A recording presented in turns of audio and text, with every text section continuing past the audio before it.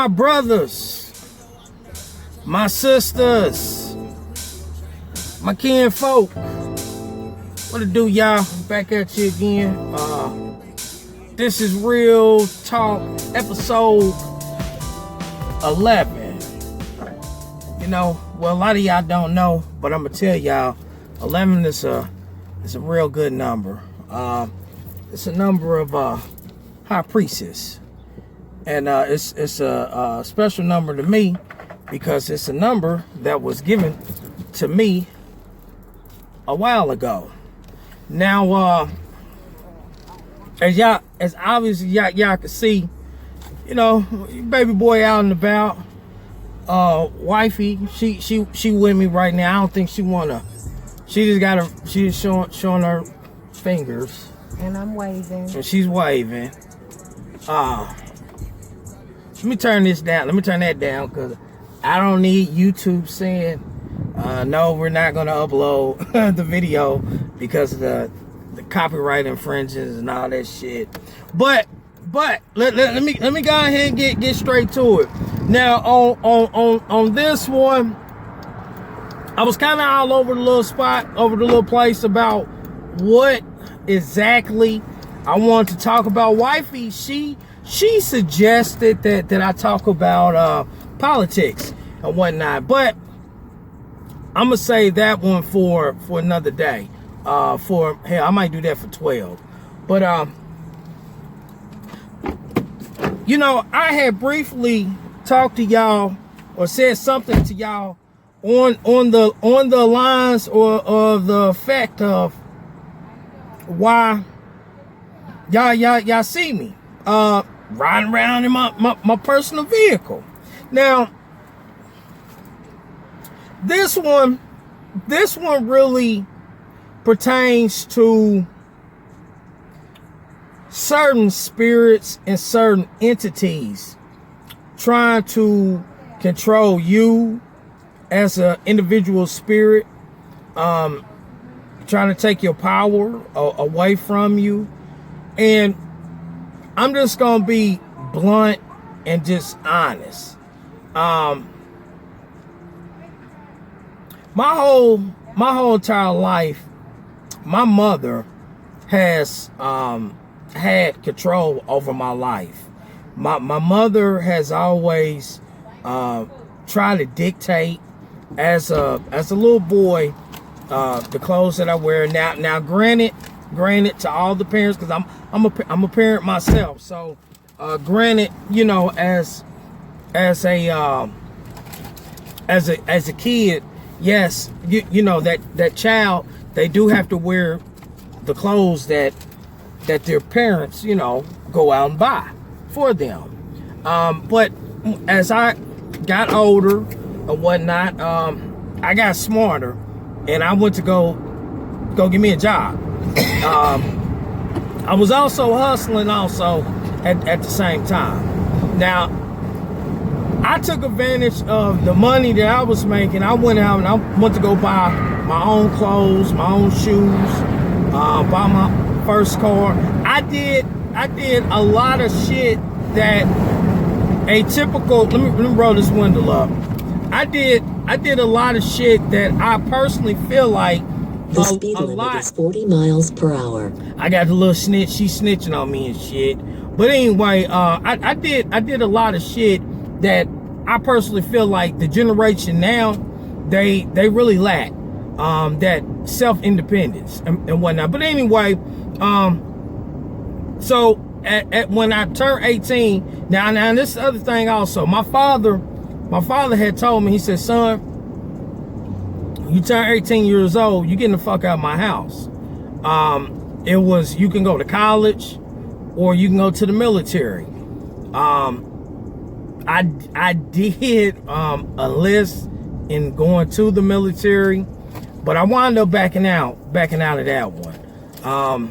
So I'm gonna leave that one alone. But when it came to college, I didn't do so good on my SATs or my ACTs. So, you know, I was like, well, I have to figure out something else that I could do the rest of my life. Basically a career. So fast forwarding to where I'm at right now. Matter of fact, before I even get to where I'm at right now, because this is the whole point of my mother, and then I'm really about to break this down on some real spiritual shit. You know, well, a lot of y'all don't know, but when I decided I wanted to go to trucking school 10, almost 11 years ago, that's Mr. Shirley. My mother, she didn't want me to go to trucking school. My credit was not what it is now. So the trucking school, they wanted actually for me to get a cosigner to cosign the loan and everything. And went to my mother. My mother turned me down. My mother said, no, you know, I'm trying to make sure your sister is straight, you know, with school and everything, and you know, you got to figure out something else to do. So I said, okay, cool. Now that was one, but I'm about to now I can kind of break something down on the lines and kind of show y'all how and what I've been talking about when I'm talking about certain spirits and certain deities and entities that try their fucking best to control your life as a spirit.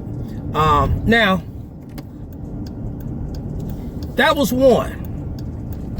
She turned me down. What fucked around and happened for me, the universe, I'm gonna say God, because I know y'all want to hear God, so I'm gonna say God, but I'm still gonna keep on saying universe. But the creator of all creators, knew what was in my heart, knew what was in my mind, and also knew if they would give me this small opportunity, I was gonna run with it. And we're gonna film it. All right. So I was like, yeah. All right. So I took advantage of it. Well, what fucked around and happened was the original trucker school I was supposed to go to was Roadmaster. That was the one with the cosign the loan. Well, luckily for me, I wound up walking home because I had a house at that point in time.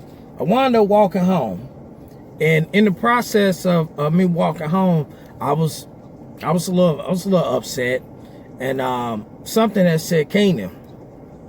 And this is what I'll be trying to tell y'all as spirits. You, at the same time, you gotta listen to your intuition. We all have what's known as spirit guides, but you have to listen. Well, something and now I'm really understanding it was my higher self, and my higher self and other certain spirit guides had said, go to the liquor store.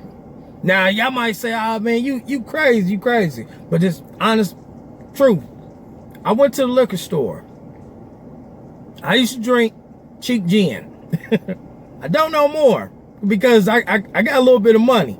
I ain't gonna say I got a little bit. I do have some money, but I don't drink cheap alcohol no more. But at that point in time in my life, it was Fleshman's Gin, Dimitri's. Oh, it was going down. So, like I said, I was a little upset. I was a little mad. So I was like, man, fuck it. Let me go ahead and give me a little pint of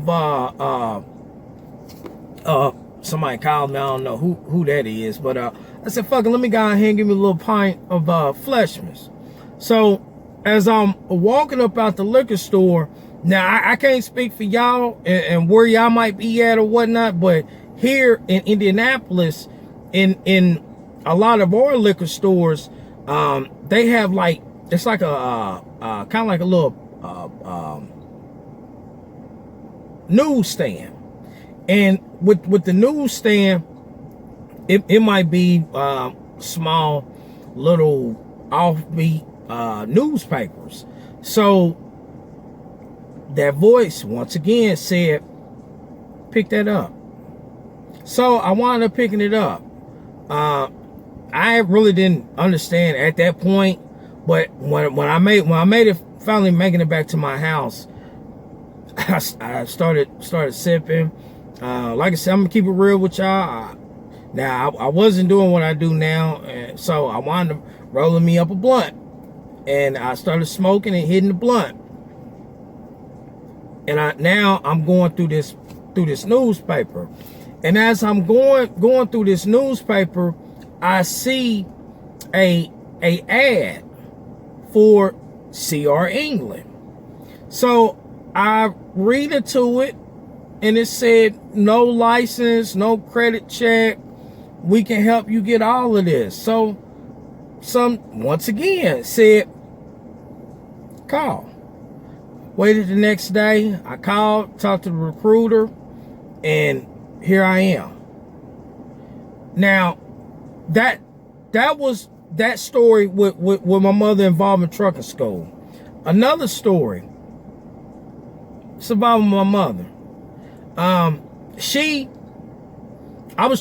was in the process of trying to get my credit right. So I've been doing research, and I kind of got turned on to what's known as piggybacking off of someone else's credit score, so your credit score can move up the ladder. Well, went to my mother again, got turned down again.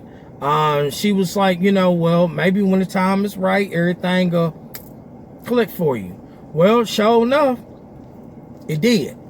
And man, I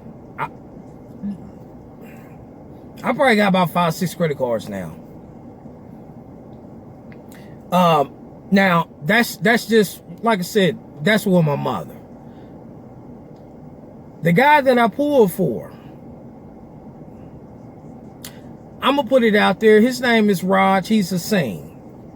I have no problem with Singhs, but he's a Singh. He's way younger than me. He might be mid-30s, give or take. But anyway, his mother and his father they actually own a gas station here in this city. He's not trying to assume, but he's a young man that's have not had to work hard. Actually put work in to make things happen. Now with his company, he's been putting the work in and actually taking the company more serious and everything. But I think his father and his mother have a bigger role with them cracking down on him and making sure that he runs the company more legit and everything. So that brings to Monday. Now, a lot of y'all know that are my LinkedIn contacts. A lot of y'all know that majority of y'all are brokers. I do certain things for a reason, and a lot of y'all that are on LinkedIn, y'all are brokers, because I know the time is going to come where I'm going to physically be in my own truck, and I am going to have my own DOT authority. So boom, brokers. So I'm already lining shit up.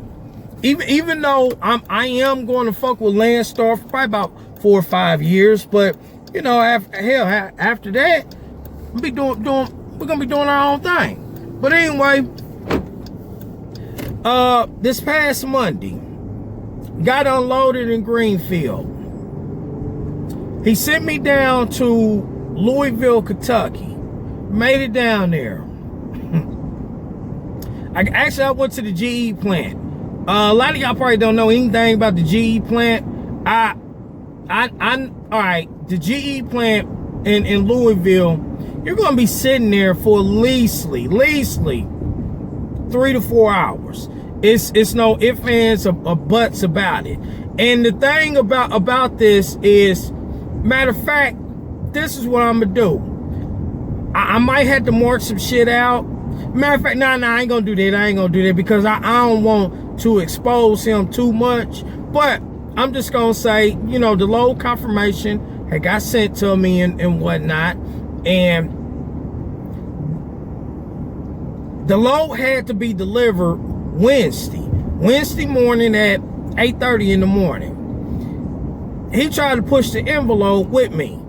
He wanted me to get the load to Tulsa, Oklahoma by Tuesday morning by 9 a.m. I've been sitting there for like 3 to 4 hours. My 14-hour clock had caught up. Matter of fact, the motherfucker had caught up and passed my drive time. I mean, like, surpassed my drive time. So I said what I said to him about it. This motherfucker, he says to me, I can change it. Now, I'm not gonna put too much out there, but I said, so you want me to ride illegal? How much money or how much extra money you gonna give me? This motherfucker had the audacity to say, I'm gonna give you an extra $100. So at that point in time, I said, listen, I've been doing this for too long. $100 ain't going to save any motherfucking thing. If anything negative or bad was to happen, an accident, because if an accident, anything like that was to happen, him as the owner, he's gonna, I don't know what you're talking about. All of that fucking responsibility is coming back on me at the end of the day. At the end of the day, my wife, her cousin is a state trooper, Indiana state trooper. And we talk about shit like this all the time. And he's constantly saying and reminding me, and I know as, quote unquote, as a professional, it is my responsibility, no one else's. So I said what I said to him. And I said, listen, man, it's your truck, it's your company. I'm bringing this load back to the yard. And that's what the fuck I did. So he was like, well, you want to keep going or you going to go home? I said, I'm going to go home. And I did. Now, at that point in time, I didn't take all my shit out. And he hit me up Tuesday. Asked me, was I coming to work? I said, no. I hollered you on Friday. He felt some kind of way. And then next thing I know, it was, do you mind if I put someone else in that truck and I swap you out? So, you know, I was like, damn. It's like, you getting kind of in your feelings or whatnot. Acting like a little biggity bitch. So I said, nah, it's your truck, bro. Go ahead. So I went, and yesterday, me and wifey, I went to go take all my shit out. And then got a text yesterday asking me, am I coming back to work next week?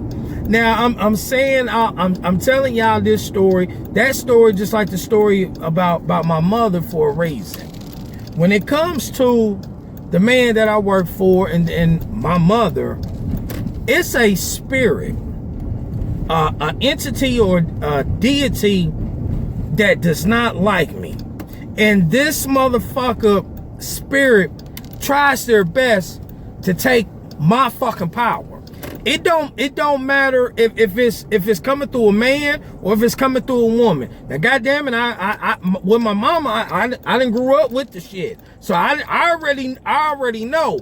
But when I see certain people that I'm around and I see that they try to take control and try to run my life and run what the fuck I got going on, I immediately see it. That's why y'all be seeing me jeweled up. Now, the thing is that I have not been wearing lately, and I think I probably am going to start to wear. I have some crystals, some bracelets that they're called psychic bracelets, and it's to protect me as a spirit and also physically from these spirits coming at me. And this shit is real. You know, I tell my wife all the time, we have been at war for so long Not what y'all would call or consider to be a physical war. We are at spiritual war. This war is for real. And you as a spirit, you have to do everything in your power to protect yourself. For real, for real. So, don't let no one, and I mean fucking no one, mama, daddy, brother, sister, wife, husband, boyfriend, girlfriend, cousin, goddammit, no one take your power from you. Don't let them do that. You are in control of your life. You are in control of what you want to do with yourself. Don't you let the next spirit try to control you. You control yourself. So, with all of that being said, my brothers, my sisters, my kinfolk, my knee G's, I appreciate it. And I thank you for taking time out of your day to listen and to watch my copper tone ass. Peace, love, and joy. Holla.